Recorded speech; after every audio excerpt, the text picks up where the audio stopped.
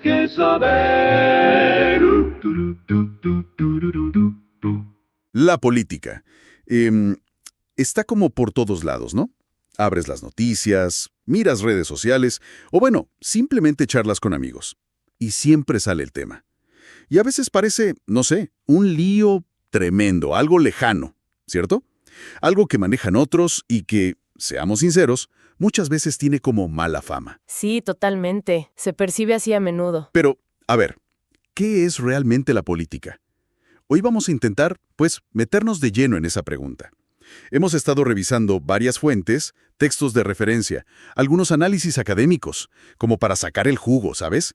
Las ideas clave y esos datos curiosos que te hacen decir, mira. Me parece una excelente idea. La meta es entenderla un poquito mejor, ir más allá del ruido, de las peleas del día a día que vemos. Es que es una buena meta, sí, porque entenderla, bueno, al menos un poco, ayuda a navegarla mejor. Y un buen punto para empezar, quizá, es la palabra misma. Política, fíjate, viene del griego antiguo, politika. ¿Política? Sí, política, que se refería a los asuntos de la ciudad, de la polis. O sea, básicamente hablaba de cómo se tomaban las decisiones en el grupo, en la comunidad, y cómo funcionaban esas relaciones de poder. ¿Quién tenía qué? ¿Quién mandaba esas cosas? Exacto. Cómo se distribuían los recursos, el estatus, todo eso. O sea que, desde el principio, estaba ligada a la vida juntos, a cómo nos organizamos como sociedad. Precisamente. Es esa actividad colectiva de decidir nuestro rumbo como grupo. Y es tan, pero tan central, que hay toda una disciplina académica dedicada solo a estudiarla, la ciencia política. Claro, pero hoy usamos política para casi todo. A veces suena bien, como cuando dicen que se busca una solución política a un problema, ¿no? O sea, negociar en vez de ir al conflicto directo. Ajá, como algo constructivo. Exacto. Pero otras veces, ya sabemos cómo suena. ¿Hay alguna definición un poco más, digamos, neutral o más clara? Sí, hay varias, y la verdad es que reflejan distintas miradas sobre qué es. Una definición muy clásica, muy de libro, es el arte o la ciencia del gobierno. El arte o ciencia del gobierno. ¿Sí? Pero eso mismo nos lleva a otra pregunta casi inmediatamente. ¿La política es solo sobre el gobierno? ¿Solo lo que pasa en el Estado? Es una buena pregunta, porque, como decía, a veces hablamos de la política de la oficina. Justo. Ahí es donde entran las diferentes perspectivas. Hay quienes ven la política en un sentido súper amplio, o sea, presente en casi cualquier relación donde haya poder. Como en una empresa o incluso en la familia. Exacto. Y luego están otros que la ven de forma más restringida, más limitada, centrada en el Estado, el gobierno, las leyes, las elecciones. Lo que llamaríamos lo público. Ya. Y aquí es muy interesante mencionar ese famoso lema feminista, lo personal es político. Sí, lo he oído, pero ¿qué significa exactamente en este contexto? Pues lo que hace es cuestionar esa idea de que la vida privada, lo personal, está totalmente separada de la política. Argumenta que las relaciones de poder que existen, por ejemplo, dentro de una familia o en una pareja, también son políticas. ¿Cómo? Bueno, porque reflejan y a veces reproducen estructuras sociales más grandes, desigualdades, entonces rompe esa barrera que a veces ponemos entre lo público y lo privado. Entendido. O sea, no solo hay debate sobre dónde encontramos política, sino también sobre cómo es, si es algo, no sé, noble, ético, o si es simplemente una lucha de poder descarnada. Exacto. Esa es otra de las grandes tensiones. Por un lado, tienes la visión que podríamos llamar moralista. Moralista. Sí, la que ve la política muy ligada a la ética, a la búsqueda del bien común, de una sociedad justa. Piensa en Aristóteles, por ejemplo. Él creía que lo ideal era decidir las cosas mediante palabras y persuasión, y no mediante violencia. Veía la política como una actividad para construir una buena sociedad. Hannah Arendt también tenía una visión similar sobre el diálogo. Vale, la visión más idealista quizás. Podríamos decir. Y por el otro lado está la visión realista, mucho más pragmática. Como Maquiavelo. Exacto. Maquiavelo es el ejemplo clásico. Para esta visión, la política es fundamentalmente sobre el poder, cómo conseguirlo y cómo mantenerlo. Y esto independientemente de si los fines son buenos o malos. Es una visión más cruda, centrada en la estrategia, en la fuerza, en los intereses. Parece que siempre hay como dos polos opuestos en cómo la entendemos. Pasa lo mismo con esa idea de si la política es más bien conflicto o más bien cooperación. Totalmente. Es otra tensión constante. Algunos teóricos, ven el conflicto como el corazón mismo de la política. Dicen que, en el fondo, siempre hay intereses que chocan, grupos que luchan por imponerse, por ganar. Carl Schmitt, un pensador alemán bastante controversial, llegó a decir que la política se define por la distinción básica entre amigo y enemigo. Uf, eso suena bastante extremo, ¿no? Lo es, sí, pero bueno, captura una parte de la realidad política que a veces vemos, ¿verdad? La polarización, la confrontación. Sin embargo, claro, no podemos olvidar la cooperación. Sin acuerdos, sin buscar puntos en común, sin colaborar, la sociedad simplemente no funcionaría. Sería imposible. Claro, no podríamos vivir juntos. Quizá la visión más equilibrada, o al menos la que intenta integrar ambas cosas, es la que dice que la política es una mezcla constante de las dos. Hay una cita de Michael Laver que me gusta mucho. Dice algo como, el conflicto puro es la guerra, la cooperación pura es el amor verdadero. La política es una mezcla de ambos. Me gusta esa idea de la mezcla. Resume bien esa tensión que uno siente al observar la política, ¿no? Que hay de las dos cosas siempre. Y hablando de resumir, hay definiciones cortitas que son muy famosas, muy citadas, ¿verdad? Sí. Hay algunas que son muy potentes por lo concisas que son.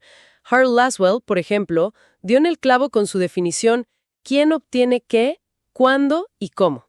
Directa al punto. Muy directa. Se enfoca totalmente en la distribución de recursos y de poder.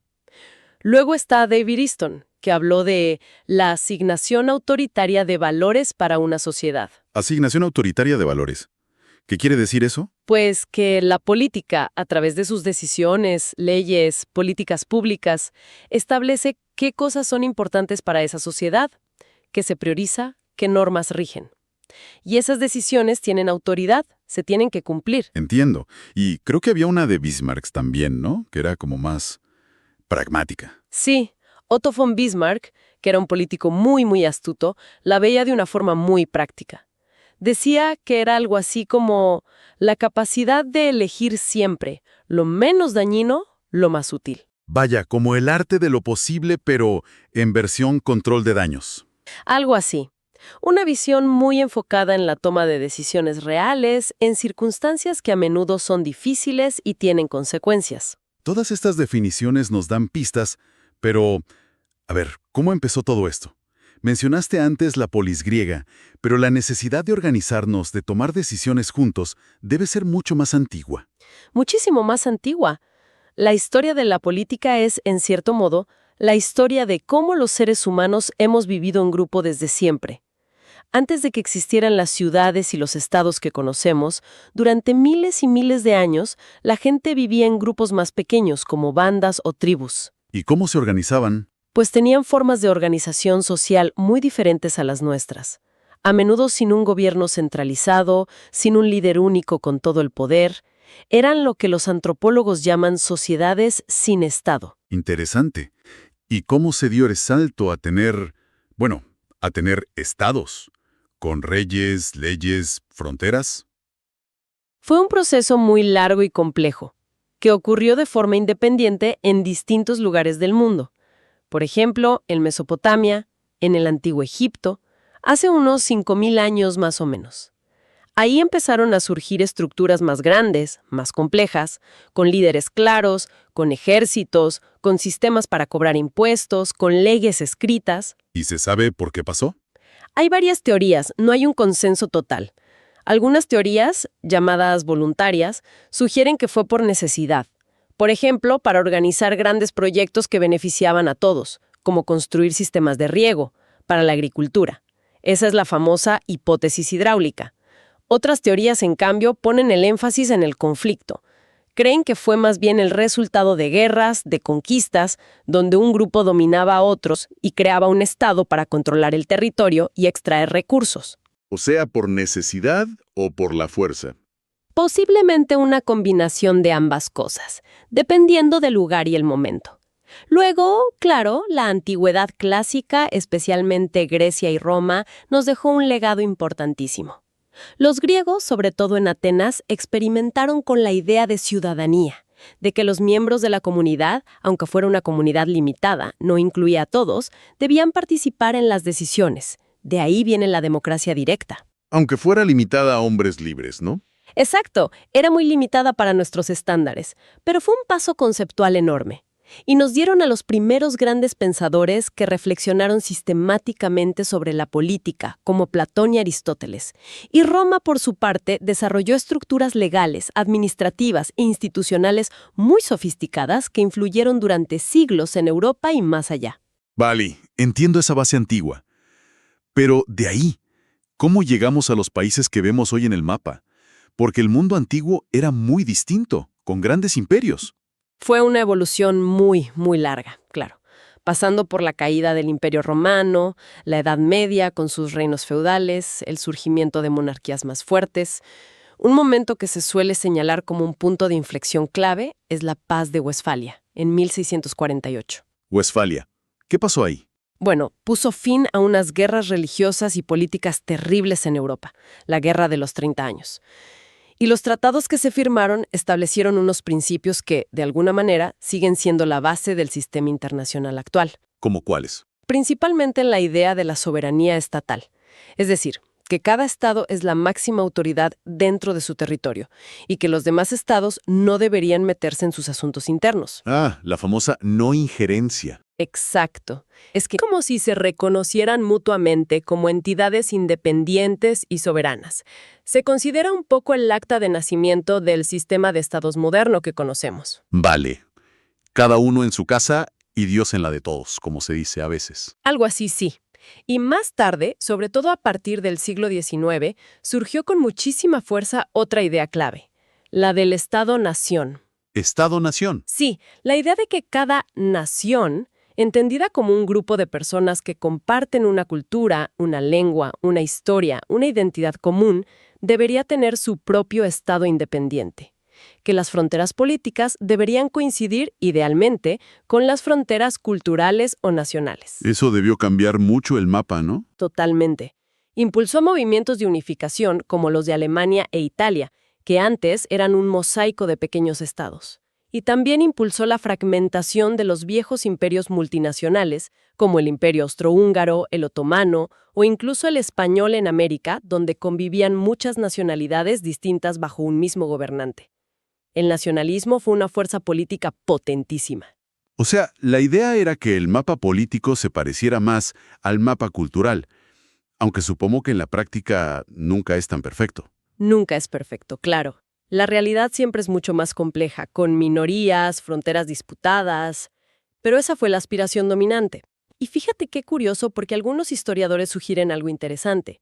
Dicen que este modelo de Estado-nación, tan eficiente para administrar territorios grandes y definidos, quizás no fue solo una invención política consciente. Ah, no. Entonces, Creen que también pudo ser un subproducto, casi inesperado, de otros avances que ocurrieron a partir del siglo XV.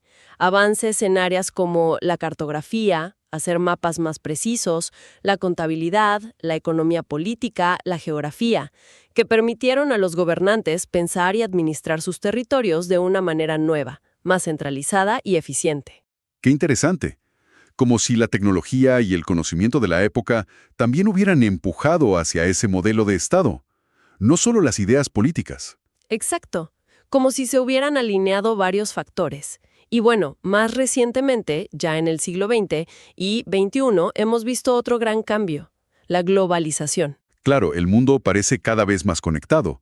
¿Cómo afecta eso a la política? Pues de muchas maneras. Hemos visto el auge de organizaciones internacionales como las Naciones Unidas, ONU, donde los países intentan cooperar y a veces, chocan bastante, en asuntos que van más allá de las fronteras de un solo país. Paz, seguridad, medio ambiente, comercio.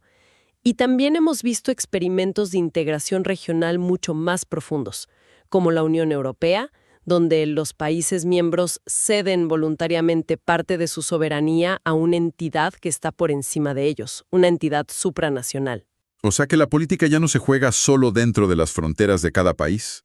Cada vez más hay un nivel global o regional. Exactamente. El escenario se ha vuelto más complejo, con más actores y más niveles. Y todo esto nos lleva, lógicamente, a cómo se organizan los países por dentro. Usamos palabras como democracia, dictadura, república, monarquía. ¿Cómo se clasifican todos esos sistemas políticos? Porque hay muchos tipos. Sí, hay muchas formas de clasificarlos, dependiendo en qué te fijes. Una forma muy básica, quizás la más fundamental, es mirar quién tiene el poder supremo, quién es el soberano. Vale, ¿quién manda? Exacto. Si el poder, al menos en teoría, reside en el pueblo, en la ciudadanía, hablamos de democracia. La gente participa, ya sea votando directamente en algunos asuntos o, lo más común, eligiendo representantes que toman las decisiones en su nombre. La democracia representativa. Eso es. Y ojo, es importante recordar que una democracia puede tener distintas formas. Puede ser una república, donde no hay rey, y el jefe de Estado es elegido directa o indirectamente. O puede ser una monarquía constitucional, donde hay un rey o reina, pero sus poderes son muy limitados por una constitución y el gobierno depende del parlamento o de elecciones. ¿Como en España o Reino Unido? Exacto. Luego, si el poder no está en el pueblo, sino que lo tiene un grupo pequeño, una minoría selecta, entonces hablamos de oligarquía. Oligarquía como... Los ricos. Ese sería un tipo, la plutocracia, donde gobiernan los más ricos.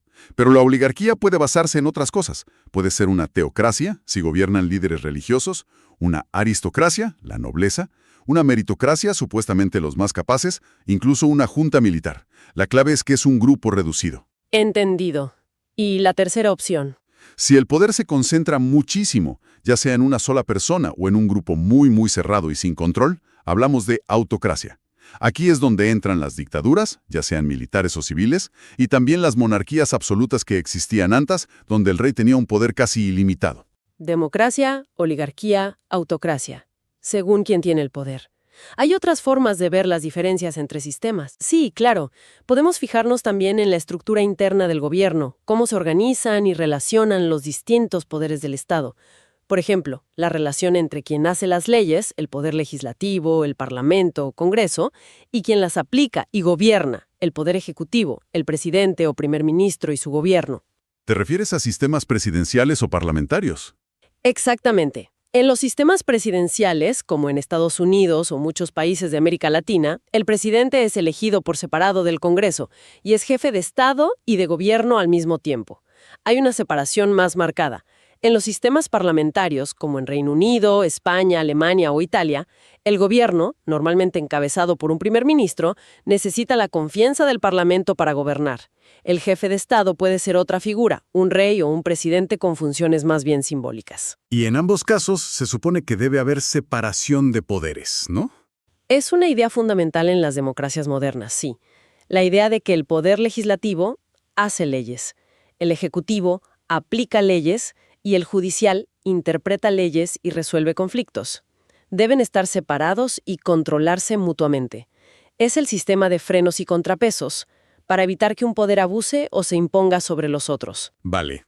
Y además de quién manda y cómo se relacionan los poderes, también importa cómo se reparte el poder en el territorio, ¿cierto? Algunos países son muy centralizados y otros dan mucha autonomía a sus regiones. Exacto. Esa es otra dimensión importante. La integración vertical o la distribución territorial del poder. Tenemos los estados unitarios, donde el poder principal reside en el gobierno central y las regiones o provincias tienen poca autonomía. Francia o Perú son ejemplos clásicos. Luego están las federaciones, que son como una unión de estados o regiones que tienen un grado importante de autogobierno, con sus propias leyes y competencias, aunque comparten un gobierno federal para asuntos comunes. Alemania, Estados Unidos, México, Suiza, Canadá son ejemplos. Y finalmente, aunque hoy son muy raras, existen las confederaciones, que son alianzas aún más débiles entre estados que siguen siendo casi totalmente independientes, pero se unen para fines muy específicos. Unitarios, federales, confederados. Vaya, hay bastante variedad. Y para poner las reglas de todo este juego, casi todos los países tienen una constitución, ¿verdad? Así es, la Constitución suele ser el documento legal supremo. Es como el manual de instrucciones del sistema político. Normalmente establece cómo se organiza el poder, qué hace cada institución, cuáles son los derechos fundamentales de los ciudadanos que el Estado debe respetar y proteger, y cuáles son los límites del propio gobierno. Busca dar estabilidad, previsibilidad y asegurar que nadie tenga un poder absoluto e incontrolado. Claro, ponerle límites al poder.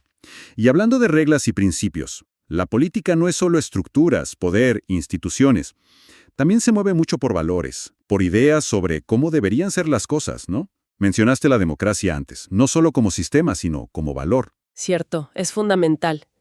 La democracia, más allá de ser un conjunto de procedimientos, votar, elecciones libres, se considera a menudo un valor en sí misma. Una forma de organizar la convivencia que se basa en la participación, el respeto a la pluralidad y la gestión pacífica de los desacuerdos. Y dentro de la idea de democracia hay debates sobre cómo funciona mejor.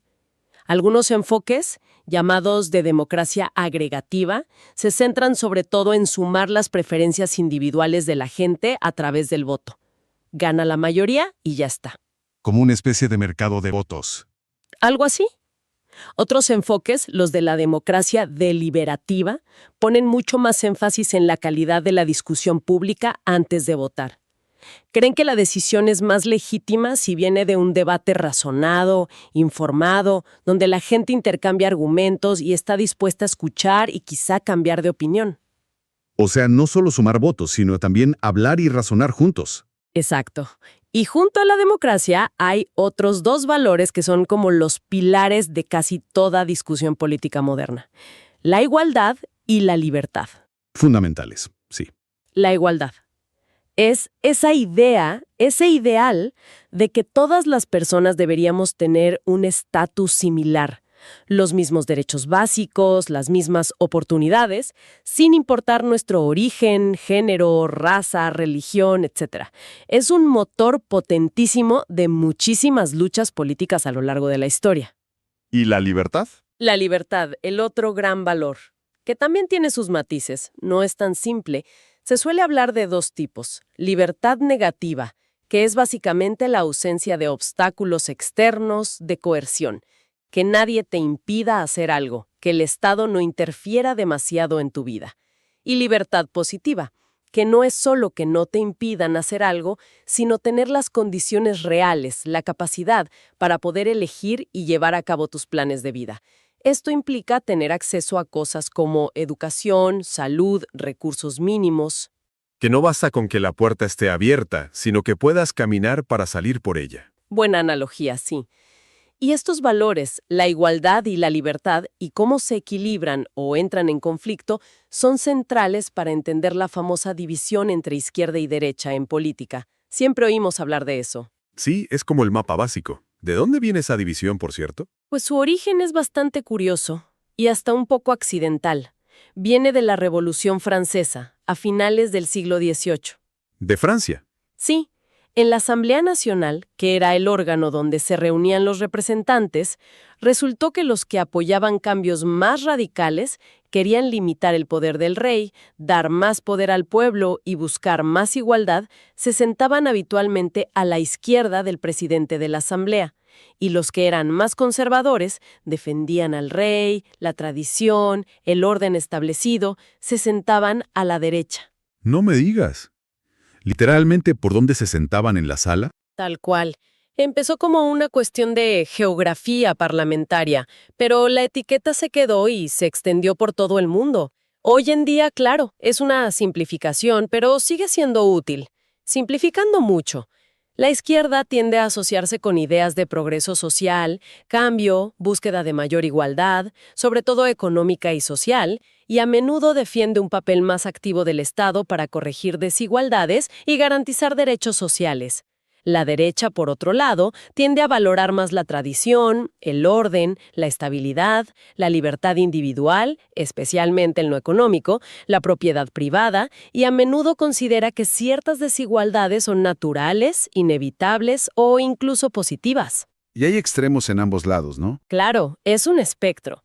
En la extrema izquierda se sitúan ideologías revolucionarias que buscan un cambio radical del sistema. En la extrema derecha, ideologías reaccionarias que a veces quieren volver a un orden social pasado o nacionalismos muy fuertes. El filósofo italiano Norberto Bobbio hizo una síntesis interesante. Dijo que la diferencia fundamental entre izquierda y derecha radica en su actitud ante la desigualdad social. La izquierda tiende a pensar que la desigualdad es un problema que hay que erradicar o reducir al máximo, mientras que la derecha tiende a verla como algo más natural o inevitable, y a veces hasta como un incentivo. Y hay gente que no encaja bien ahí, posiciones intermedias o que combinan cosas. Por supuesto, es un espectro continuo, no solo dos cajas separadas. Hay muchas posiciones de centro que intentan combinar elementos de ambas tradiciones. Y también hay ideologías que son difíciles de ubicar solo en ese eje. Piensa en la democracia cristiana, por ejemplo, que combina la defensa de valores tradicionales con una preocupación social. O los ecologistas. Además, hay otro eje que a veces es tan importante o más que el de izquierda a derecha. ¿Cuál? El que va del autoritarismo al libertarismo. Autoritarismo versus libertarismo. Sí, el autoritarismo es la creencia de que la autoridad del Estado o del grupo debe ser fuerte y tiene prioridad sobre los derechos y libertades individuales. El orden y los objetivos colectivos están por encima de todo. El libertarismo, en el otro extremo, defiende la máxima libertad individual posible y quiere un Estado mínimo o incluso inexistente, en el caso del anarquismo. Pone el énfasis en la autonomía personal y la no interferencia. Ya veo. O sea que el mapa político es más complejo, tiene como varias dimensiones. No solo izquierda-derecha, sino también cuánto poder debe tener el Estado sobre el individuo. Exactamente. Puede ser de izquierdas y autoritario, o de izquierdas y libertario. Y lo mismo con la derecha. El liberalismo clásico, por ejemplo, estaría más hacia el lado libertario en lo económico y en derechos civiles, pero no necesariamente en el extremo. Entendido. Y toda esta política, con sus sistemas, valores, ideologías, no solo se juega en las altas esferas, en los parlamentos o en los libros de teoría. Ocurre a distintos niveles, ¿no? Así es. Podemos distinguir diferentes escalas o niveles de análisis. Primero, la macropolítica. Se refiere a las grandes estructuras, a los sistemas políticos enteros de un país, o a las interacciones entre países en el escenario internacional. Aquí hablamos de relaciones internacionales, diplomacia, guerras, tratados globales. Las grandes decisiones que afectan a muchísima gente. Exacto. Luego tendríamos un nivel intermedio, la mesopolítica. Meso. En medio. Sí, meso significa medio. Aquí nos fijamos en las organizaciones que actúan dentro del sistema político, pero que no son ni el Estado en su conjunto ni individuos aislados. Piensa en los partidos políticos, los sindicatos, las asociaciones empresariales, los movimientos sociales, ecologistas, feministas, etc., los grupos de interés o lobbies. Son actores colectivos que intentan influir en las decisiones. Los partidos políticos son clave aquí, supongo. Son fundamentales en las democracias representativas. Su función principal es agregar intereses, presentar programas, competir en elecciones para intentar ganar el poder o influir en él y representar o decir que representan a distintos sectores de la sociedad. ¿Y cómo interactúan estos partidos entre sí? Si hay solo dos grandes que se alternan, si hay muchos partidos pequeños que necesitan formar coaliciones, etc., configura lo que llamamos el sistema de partidos. Y esto, a su vez, está muy influenciado por las reglas electorales de cada país. Ah, las reglas de cómo se vota afectan a cuántos partidos hay. Muchísimo. Hay una observación famosa, casi una ley sociológica, llamada la ley de Duverger. Dice que los sistemas electorales mayoritarios, donde en cada distrito gana el candidato que tiene más votos, aunque no sea la mayoría absoluta, y los demás no obtienen nada, tienden a favorecer el bipartidismo, como que los partidos pequeños no tienen incentivos para competir. En cambio, los sistemas de representación proporcional, donde los escaños se reparten de forma más o menos proporcional a los votos que obtiene cada partido en todo el país o en grandes regiones, tienden a facilitar que haya más partidos representados en el Parlamento, un sistema multipartidista. Qué interesante cómo una regla técnica puede moldear todo el panorama político.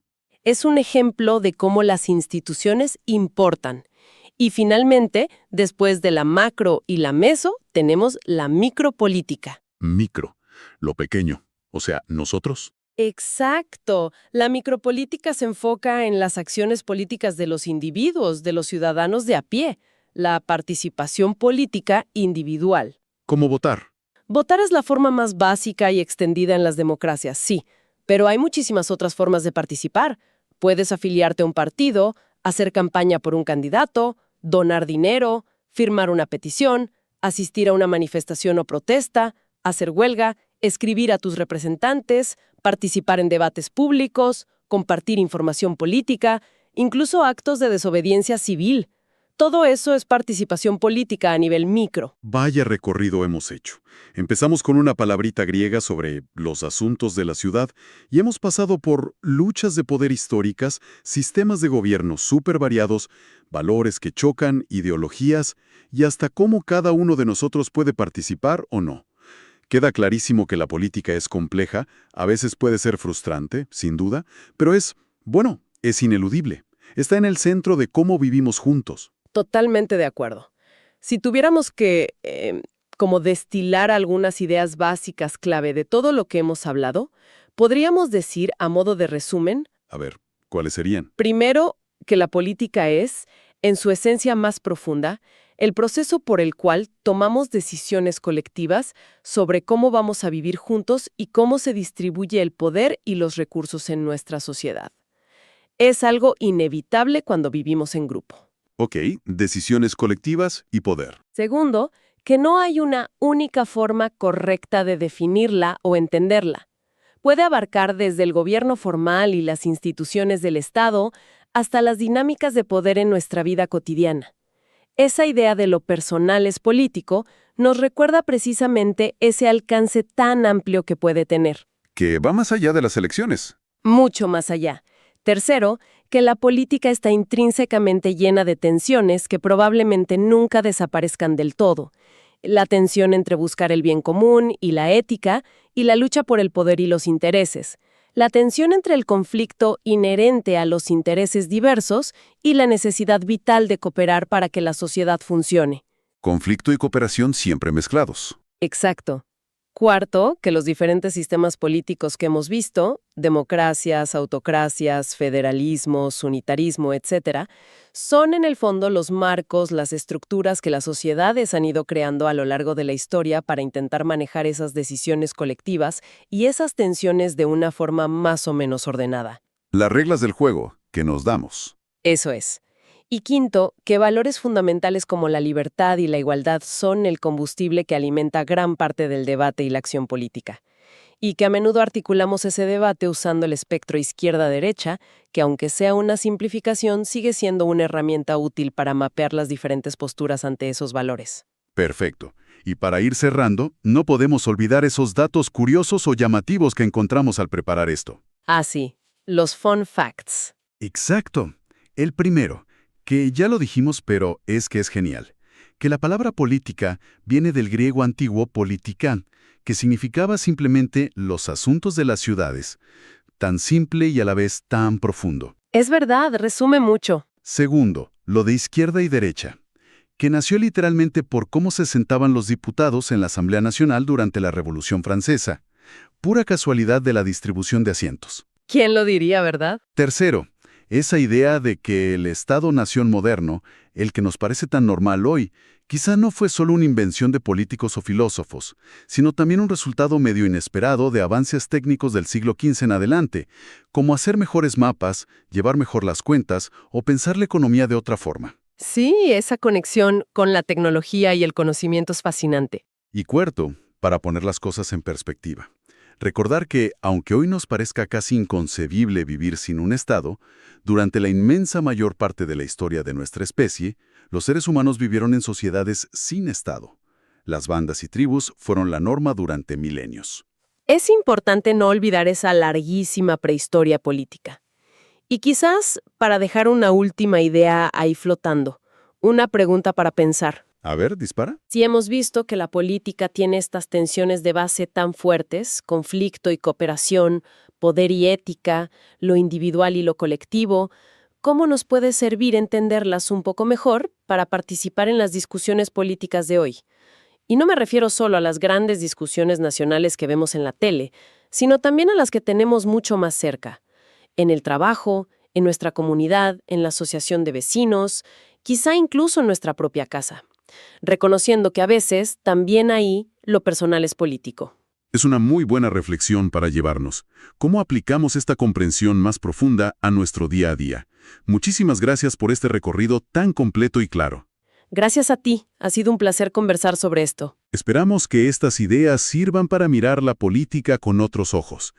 Quizás con un poco más de perspectiva y menos crispación a veces. Con más herramientas para entenderla, al fin y al cabo. Hasta aquí llegamos por hoy en nuestro análisis. Gracias por escucharnos. Todo lo que tienes que saber.